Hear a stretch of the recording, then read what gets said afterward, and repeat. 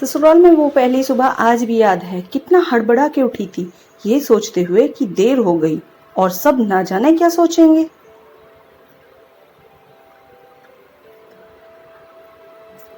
एक रात ही तो नए घर में काटी है और इतना बदलाव, जैसे आकाश में उड़ती चिड़िया को किसी ने सोने के मोतियों का लालच देकर पिंजरे में बंद कर दिया हो। शुरू के कुछ दिन तो यूं ही गुजर गए। हम घूमने बाहर चले गए और वापस आए तो सासू माँ की आंखों में तो चमक थी, लेकिन सब सिर्फ अपने बेटे के लिए दिखी। सोचा शायद नया नया रिश्ता है, एक दूसरे को समझते देर लगेगी, लेकिन समय ने जल्दी ही एहसास करा दिया कि मैं यहाँ बहू हूँ, जैसे चाहूं वैसे नहीं रह सकती। कुछ कायदे मर्यादा हैं जिनका पालन मुझे करना होगा। धीरे धीरे बात करना, धीरे से हंसना, सबके खाने के बाद खाना, माँ से ये सब आदतें जैसे अपने आप हो गई। धीरे पीहर की याद सताने लगी। ससुराल में पूछा तो कहा गया अभी नहीं, कुछ दिन बाद भेजेंगे।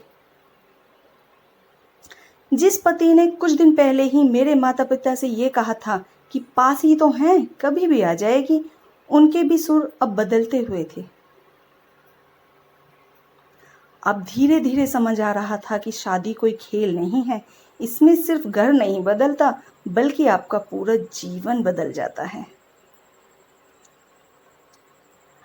आप कभी भी उठ के अपने पीहर नहीं जा सकते, यहाँ तक कि कभी याद आए तो आपके पीहर वाले भी बिना पूछे नहीं आ सकते।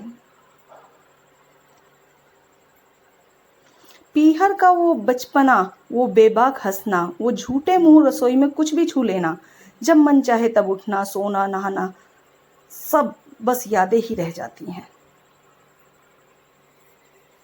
अब मुझे समझ आने लगा था कि क्यों विदाई के समय सब मुझे गले लगाकर रो रहे थे।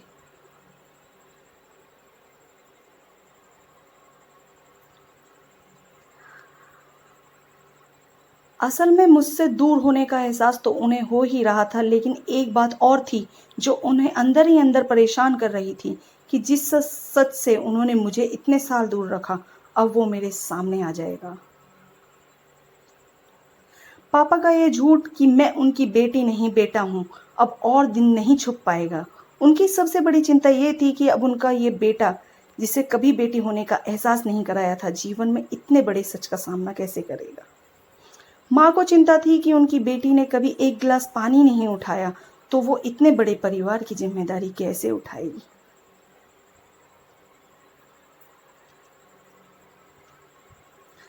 सब इस विदाई और मेरे पराये होने का मर्म जानते थे सिवाय मेरे, इसलिए सब ऐसे रो रहे थे जैसे मैं डोली में नहीं, अर्थी में जा रही हूँ।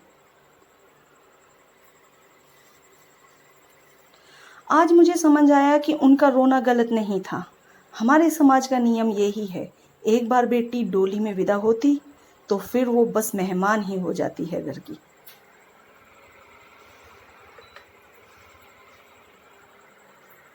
वीडियो अगर पसंद आई हो तो इसको कृपया करके आगे बढ़ाने का कष्ट करें। धन्यवाद। Thanks for watching. Please like my video.